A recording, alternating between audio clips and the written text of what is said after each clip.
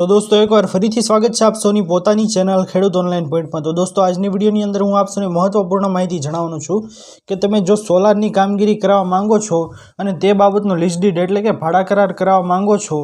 હવે ભાડે આપતી મિલકત છે તેનો ભાડા કરાર કરાવતી વખતે તમારે તેની અંદર સ્ટેમ્પ પેપર ને તે બધું વાપરવાનું હોય છે। તો જે લીઝ ડીડની જમીન છે તે જમીનના તમે 1 એકરના જે નક્કી કરેલું ભાડું હોય તેની ઉપરથી તમે સ્ટેમ્પ ડ્યુટી કેવી રીતે કાઢી શકો છો, પ્લસ તમે આખા 30 વર્ષની જે કિંમત છે તે કેવી રીતે કાઢી શકો છો તેના વિશેની મહત્વપૂર્ણ માહિતી આપને જણાવું।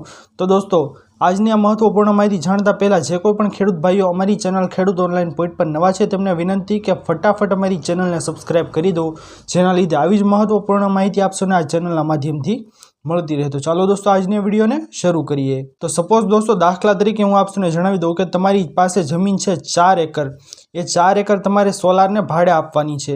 તો હવે दोस्तों તમારે સૌથી પહેલાં શું કરવાનું છે, અહીં 4 મેં લખી લીધા, ત્યારબાદ 4 ને ગુણાકાર કરવાને છે જેટલું તમે 1 એકરનું ભાડું નક્કી કરેલું છે તેની સાથે તમારે 4 એકરને ગુણાકાર કરવાના છે। દાખલા તરીકે આપણે 5000 ભાડું રાખી લઈએ તો 5000 એને ગુણ્યા 4 તમે કરશો दोस्तों तो दोस्तों आ આવી ગયું આપણી આખી ટોટલ જમીન છે તેનું 1 વર્ષનું ભાડું।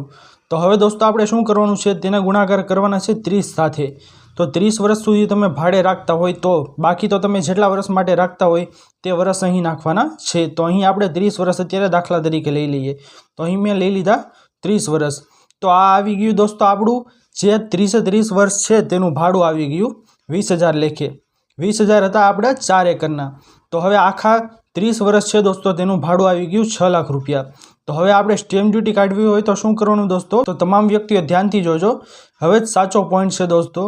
તો હવે આપણે કરવાનું છે આને ગુણાકાર કરી દેવાના છે 2, 6 લાખ છે તેને ગુણાકાર કરવાના છે 2 ની સાથે। ઓકે दोस्तों, તો આ આવી ગયું दोस्तों આપણો 12 લાખ રૂપિયા। હવે આ ભાડા કરાર ઉપર આપણે સ્ટેમ્પ કેટલાનો કાઢવો તે આપણે જોવું હોય दोस्तों, તો આ સૂત્ર આપણે યાદ રાખવાનું છે। આ 12 લાખ છે તેને ગુણાકાર કરવાના છે 4.9 અને ટકા છે તે આપણે લેવાના છે दोस्तों। તો અહીં મેં ટકા લઈ લીધા તો આ આપણી સ્ટેમ્પ ડ્યુટી નીકળી ગઈ। તો 58,800 રૂપિયાનો સ્ટેમ્પ પેપર છે दोस्तों।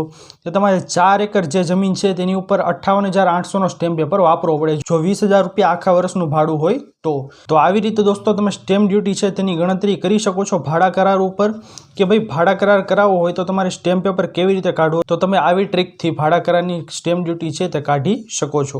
दोस्तों આ મહત્વપૂર્ણ ઇન્ફોર્મેશન આપને પસંદ આવી હોય તો વિડીયોને લાઇક કરવાનું ભૂલતા નહીં।